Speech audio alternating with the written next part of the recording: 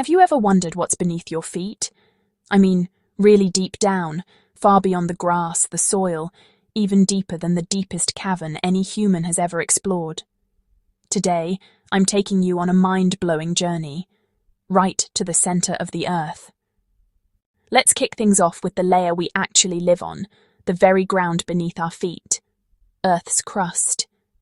Think of it as Earth's skin, a surprisingly thin, brittle shell floating on a much thicker, gooier layer below. All the mountains, oceans, forests and cities, everything you've ever known, all of it sits right on this fragile slice. But this skin isn't uniform. It comes in two distinct types. First, there's the continental crust, the foundation of our land masses.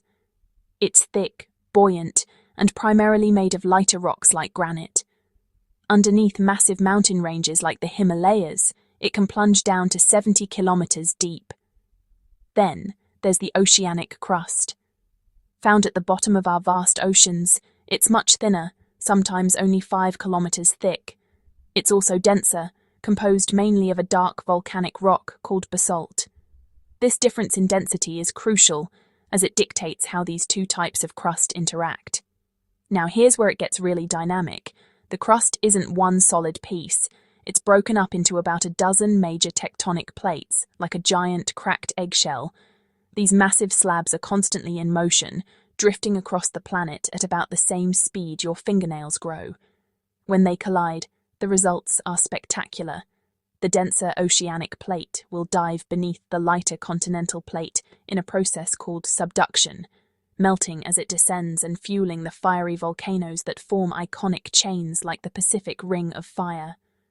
When two continental plates crash, they have nowhere to go but up, buckling and folding to create colossal mountain ranges.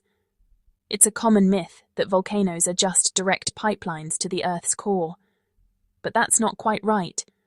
Most volcanic activity is actually a crust and upper mantle phenomenon, driven by the melting of rock just a few hundred kilometers down, a long way from the planet's center. And sometimes, volcanoes pop up in the middle of a plate, far from any edge. These are called hotspots, like the one that formed the Hawaiian Islands. Imagine a stationary blowtorch, a plume of superheated rock, rising from deep within the mantle. As the Pacific plate slowly drifts over this fixed hotspot, the plume punches through the crust, creating a chain of volcanic islands, one after another, over millions of years. So, here's a quick question for you. Given what we know, where would you expect to find the oldest rocks on the ocean floor? Near the mid-ocean ridges where new crust is born, or far away, near the continents? Think about it. The answer is far away. The oceanic crust is constantly being recycled.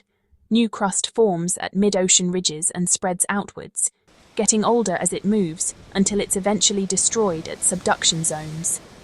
This makes the ocean floor surprisingly young in geological terms, with the oldest parts being only about 200 million years old. The continents, however, preserve rock that is billions of years old. So while the crust shapes every aspect of our world, from the tallest peaks to the deepest trenches, it's vital to remember its scale. If the Earth were an apple, the crust would be far, far thinner than the peel. It's a delicate, dynamic, and life-sustaining shell, our fragile foundation in the vastness of the cosmos. Now, let's dig deeper. Leaving the familiar, brittle crust behind, we're venturing into a realm of unimaginable pressure and heat, straight into the mantle. If the crust is Earth's delicate skin, the mantle is its powerful, muscular body. This is where things get truly wild. Forget everything you think you know about solid rock. Down here, the rules of physics are pushed to their absolute limits. The mantle is a colossal layer, about 2,900 kilometers thick. That's like stacking over 327 Mount Everests on top of each other. It's so immense that it makes up a staggering 84% of our planet's total volume. Composed primarily of silicate rocks rich in iron and magnesium, like peridotite, the mantle isn't a rigid, unchanging shell. It's a world of paradoxes. It's technically solid, yet over geological timescales, it behaves like an incredibly viscous fluid. Imagine a substance billions of times thicker than peanut butter. A better analogy might be silly putty. If you hit it quickly, it shatters like a solid. But if you pull it slowly, it stretches and flows. This property is called rheology, and it's the secret to the mantle's power. This slow, creeping flow is driven by immense heat rising from the core below.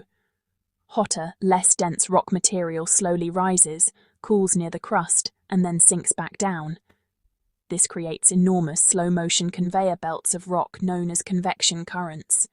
And these currents are the engine of our planet.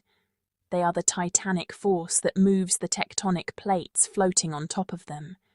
Every time these plates grind against each other, they cause the earthquakes that can reshape cities in seconds. When they collide and crumple, they are responsible for building the world's most majestic mountain ranges. And where the mantle's heat finds a weak spot in the crust, it fuels the explosive power of volcanoes, spewing molten rock from Earth's interior onto the surface. So, the next time you look at a world map, remember what you're really seeing. It's not a static picture, but a single frame in an epic slow-motion dance of continents, a performance choreographed over millions of years, all powered by this churning hidden sea of rock right beneath your feet. Our journey has taken us thousands of kilometers beneath the surface, through the crust and the vast, slowly churning mantle. But we're not stopping there. We are now approaching a boundary more dramatic and significant than any we've crossed before. Prepare yourself, because the world we are about to enter is utterly alien, a realm of unimaginable heat and pressure. So grab your imaginary hard hat.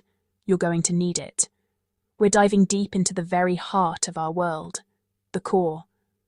This is the engine room of our planet, a two-part sphere of metal that dictates much of what happens on the surface we call home.